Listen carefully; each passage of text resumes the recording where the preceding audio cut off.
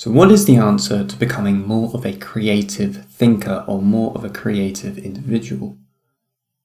There is a fundamental understanding that we need to grasp at here to become more creative, because it's all in how you think and how you approach thinking itself.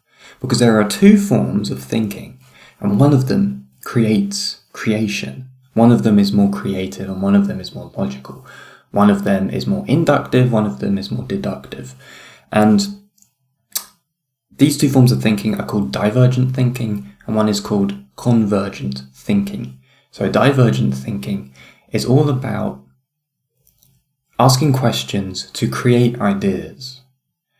And convergent thinking is about trying to find the facts through logic and deduction to get the answer, the ultimate answer.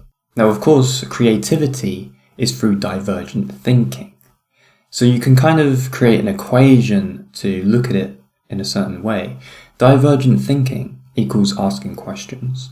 Asking questions equals, of course, creating ideas by applying your own wisdom to the questions through comprehension and your own personal wisdom and information that you know from yourself. And divergent thinking is the way to creativity, because it's about trying to find ideas, trying to create ideas around a fundamental question, and using questions as your basis, as your principle to investigation, so that you can dig deeper into problems, dig deeper into finding solutions to things, to try and find creative outcomes.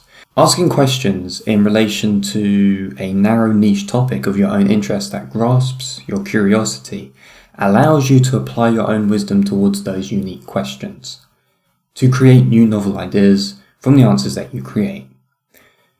A principle to divergent thinking for new ideas to arise and be formulated, of course, is curiosity. So personal curiosity of the topic is also, interestingly enough, a precursor to the humility and empathy you need to have to not be judgmental of the ideas that you end up creating through divergent thinking. If you lack humility and empathy towards yourself in the creative process at hand, it will likely lead you to shutting off your ability to formulate insightful ideas because you will become too judgmental of them. And self-judgment kills the creative process because it criticizes the innocence of your own imagination, which should not be criticized. It's innocent, it needs to be investigated. Because what happens is that we need to apply convergent thinking after the divergent stage, basically. We need to ask questions continuously through inductive reasoning, so that we create more like a plethora of answers. And then in the convergent stage, we then use logic and deduction to kind of look at those ideas and then try and see if they fit into the answer that we're trying to find. For example, if you're trying to create maybe or develop a brand, or if you're trying to invent something or invent a certain idea that might help people or whatever creatively, or anything of that nature. But divergent thinking is more that of the creative, the struggling creative, you could say, the poet, the artist, the academic, even, for trying to create ideas or find formulations to problems that are, not solved. So self-judgment kills the creative process because it criticizes the innocence of your own imagination. It is a sign that you have not let the walls of your ego down, or are too afraid to do so, to find something unique from the outskirts of your own constructed identity. Or that you simply don't believe in yourself and the potential you have, or that the fear of judgment or any other self-limiting beliefs that you have internalized have frozen your capacity for self-expression. These things need to be avoided at all costs. For creativity to arise, you need to avoid self-judgment and criticism of yourself. So there are a handful of methods and techniques you can use, mentally or physically on paper, to train your mind to shift into being a more divergent thinker for creativity. So one is obviously brainstorming. Brainstorming is a technique which involves generating a list of ideas in a purposefully unstructured manner. The goal of brainstorming is to generate as many ideas as possible in a short period of time. And the key tool in brainstorming is what is called piggybacking, or using one idea to stimulate other ideas, emphasizing, the equation of what makes divergent thinking itself. You're consistently asking questions to create more ideas upon the answers of the questions that you keep creating, basically. All of these ideas are recorded, and no ideas would be, disregarded or criticized. So after a long list of ideas are generated, one can go back and review the ideas to critique their value or merit through convergent thinking. So you do the creative work, then you do the logical work afterwards. And that's how you work the process of creativity and then reasoning, or creativity and logic, creativity and deduction. A lot of people, even creatives, are very creative, but they find it very difficult to get into that convergent state where they need to kind of basically cut out crap that they might have made, or cut out pieces to really refine something that could be really, really good, basically. And that's something that creatives find very difficult. And that's, of course, the archetype of the struggling artist. They suffer being a creative individual because they lack the convergence or the convergent thinking power to really refine and find the sweet spot of what they are making. So piggybacking is a way of using your comprehension, kind of like assimilating or linking multiple ideas around one specific topic of interest, using your own intelligence, which is fueled by enthusiasm and curiosity, because those two things need to be there for there to be creativity. Now, doing this makes your work more sophisticated because you're making whatever you are creating multi-layered, with different forms of meaning and perspective, adding nuance, complexity, but also simplicity when you add complexity and nuance to your creative process of whatever you're doing, because the more ways you explain or illustrate something, the more it becomes digestible in different ways for different people. And that is perfect if you want to be some sort of academic, creative individual. So for example, when I was doing the webinar, the individuation webinar, I applied loads of these different things to this fundamental process, because I was like, okay, how do I break down individuation?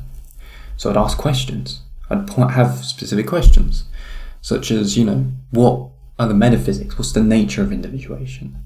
And then I'd come up with an answer to that, like the integration of energy as a whole equals health.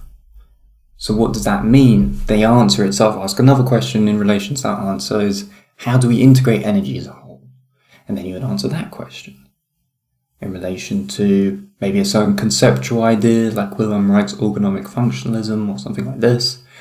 And then what I'd do is, okay, you got those answers, and then you'd flip them on their heads, and then say, okay, what would be a question in opposition to that idea? So what would, for example, what causes the disintegration of energy, which would be like disorder. So then, therefore, how does disorder occur in society? And then you talk about that. So there's all these different ways you can use questions to formulate answers that can then be extended upon. You can also use things like the Feynman technique of simplification, where you want to simplify things down to their root understanding. So you use different forms of explanation. You use pictorial, practical, different contextual ideas to explain something, so that context allows the explanation of a certain idea to be better understood by a viewer if they are more of a, someone who learns more easily through pictures or through thinking or through whatever, or through touch, through whatever it is, through their five senses, whatever it may be. So it's all about contextualization, metaphor, examples, inductive reasoning, all sorts of stuff. For example, the most creative people I would say are people who are like fiction writers, because they are the masters of inductive reasoning. Because they make an observation of the world, then they make a generalization about their observation. And that generalization is the fiction itself. And usually fiction becomes a reality because they are being prophetic with their work.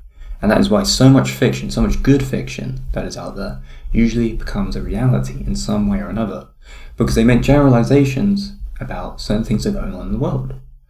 And those generalizations are usually, they come from a form of reasoning. So they're not being stupid, they're reasoning through induction. They're making generalizations from observation. And that is why fiction, is so kind of scary, because so much of it is kind of coming true. So I would say the most creative people are people who can be very prophetic. They can look at things, they can predict the future, they can basically think up of what the future may hold in a creative way and kind of prophesize it. So that's a good example of someone, a type of creative person who's very good at inductive reasoning, fiction writers. So I'd say practicing ways to be as divergent as possible. Do subject mapping, mind mapping, brainstorming, carrying around a journal so that you can note little things that spontaneously come to you, because it's all about spontaneity.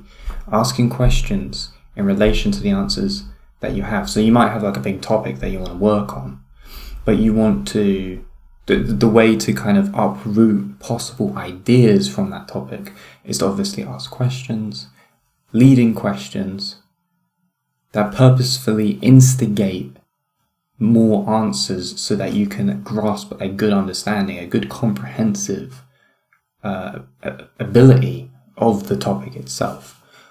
So that's another thing I did within the individuation webinar was, as an introduction, I was like, okay, what's the best way to explain individuation in a very simplistic way? And I was like, okay, I'm going to digest it, break it down into a pictorial example, a religious example, and a practical example. Therefore, you can link all those examples together. And that itself is me creating a way to illustrate something in a simplistic way so that it's understandable, so that it's digestible for whoever is listening or reading or about the subject. And because if you use more examples, use different contextualizations, people have a certain relationship to those contextualizations. Maybe someone is more understanding of one more than the other, and therefore that itself is a very creative way of teaching people certain things. So there's all these ways of being creative. Divergency is the most important part of it, which is all about asking questions to create ideas and then using those ideas to amplify more questioning. So it's like Socratic deduction. You're using Socratic questioning in relation to ideas on a topic that you're very enthusiastic and curious about, so that curiosity itself amplifies the enthusiasm you have for being creative to begin with. So if you guys found this video informative, helpful in relation to trying to look at creativity in a useful way, make sure to like the video, comment your thoughts down below, and share this about with whoever you want or believe would benefit from this. And of course, if you are interested in checking out the free mini course on individuation, Unlocking Mechanics of Individuation, you get a link down just below. And if you want to do any form of coaching to break bad habits, build up your self-esteem, your social confidence, and things to do with self-limiting beliefs, do book in a free one-on-one discovery call with me where we can run through a couple of questions to see where you are at with things, to see if I can apply the solutions I have to the problems that you are dealing with on a daily basis. So thanks for watching, everyone, and I'll speak to you in the next video.